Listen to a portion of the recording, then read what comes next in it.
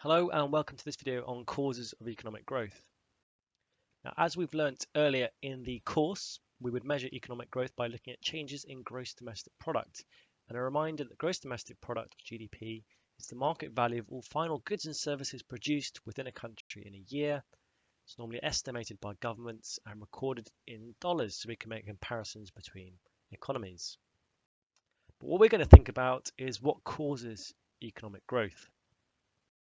In this video, we're going to look at factors which could cause economic growth, distinguish between actual and potential economic growth, and then finally look at a few examples of how countries have achieved economic growth in different ways. So let's start off with actual economic growth. And by actual economic growth, we mean an increase in real GDP. And this tends to be caused by changes in aggregate demand.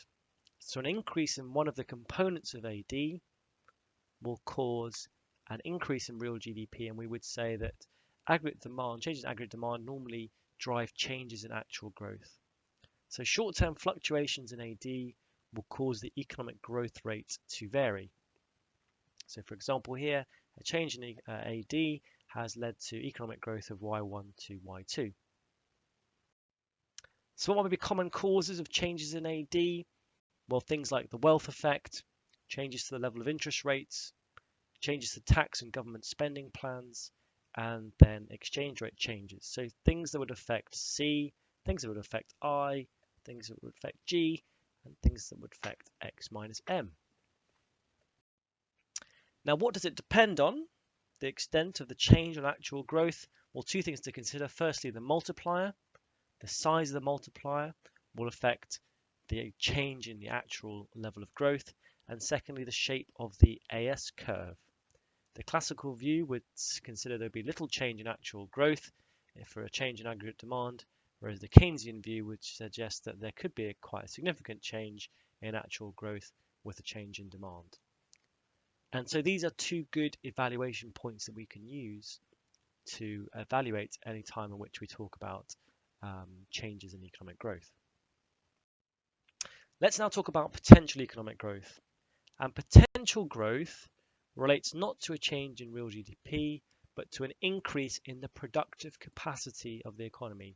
So an increase in how much the economy could produce. And here we're thinking more about the factors of production or the potential aggregate supply within the economy. So increasing the quantity or quality of the inputs will enable national output to increase potentially. So an increase in land, labour, capital, or entrepreneurship. So causes of potential economic growth can be through improved quantity or quality of the factors of production, also by an increase in aggregate supply. So as AS shifts right, more can potentially be produced. And what this is equivalent to is effectively shifting out the PPF, the production possibility frontier. So these would all be ways in which we would demonstrate the potential economic growth or the potential of the economy growing.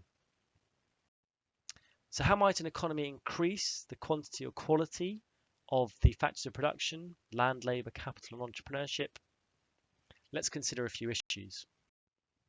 So in terms of labour, changes in demography, so changing the makeup of society, so the rate of new births, the number of pensioners, maybe increases in workforce participation, maybe things like immigration and emigration would be key issues to consider under labour.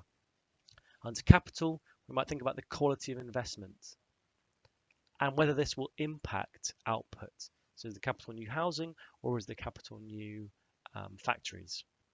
We might also think about the technology and innovation within the economy, so how improvements can impact the combination of the factors of production and therefore improve efficiency.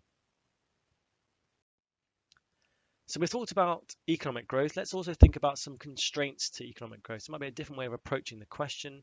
Well, these might be causes of economic growth, but actually there might be some constraints to economic growth that we could consider from a different viewpoint.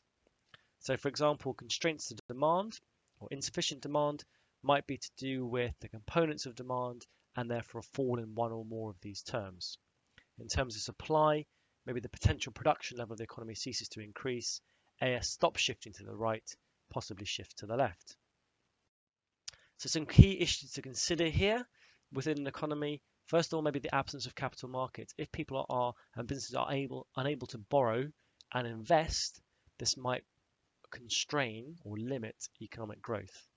If there are problems with the government and its stability, so poor policies or corruption or war, again, these may all hinder demand and supply within an economy. Labour markets, a shortage of skilled labour, or maybe emigration as people leave an economy looking for jobs elsewhere, like brain drain or falling birth rates, again might constrain potential economic growth. Perhaps a lack of access to markets, so maybe not being able to export overseas would again constrain economic growth. So falling birth rates and aging population, maybe demographic issues, finite resources or competition for resources from emerging economies might limit the potential production of the economy. And again, in terms of technology, might there be limits to innovation? Can we keep on inventing new technologies, come up with new ideas in which to do things more efficiently? So we've looked at factors which could cause economic growth. We've looked at the difference between actual and potential economic growth and some potential constraints to economic growth. The last thing is to look at some examples of countries and how they've achieved different growth rates. Let's start off with the UK. And if we look at the UK's economic growth, throughout the 90s, for a period of about 15 years, the UK's real GDP grew every year. So a very long period of economic growth from the late 80s or from the early 90s up until 2007, 2008. And what might be the reason behind that? Well, very low interest rates are considered one reason, and this enabled people to spend. So consumption really drove this economic growth. So we would say it was maybe demand-led, although there was some deregulation as well that created more freedom for businesses. Another story might be to look at the German growth story. Again, throughout the 80s and 90s, Germany experienced consistent, strong levels of economic growth. And how did they achieve this? Well, we would say this is more to do with the supply side of the economy. So it's more to do with the potential production levels. So lowering tax rates of businesses, reforming the labour market, and investment in education and training enable the productive capacity of the economy to grow. And so we might argue the German growth story was more to do with the supply side.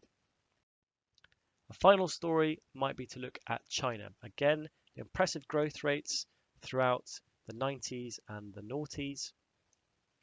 And what would we ascribe this economic growth to? Well, they opened up to the global economy in the mid-80s and created a number of export-based industries. And this led to high levels of demand for their exports. And we would say China was really a story of export-led growth. So whereas the UK was to do with consumption, Germany was to do with supply, we might argue that China was to do with export-led growth.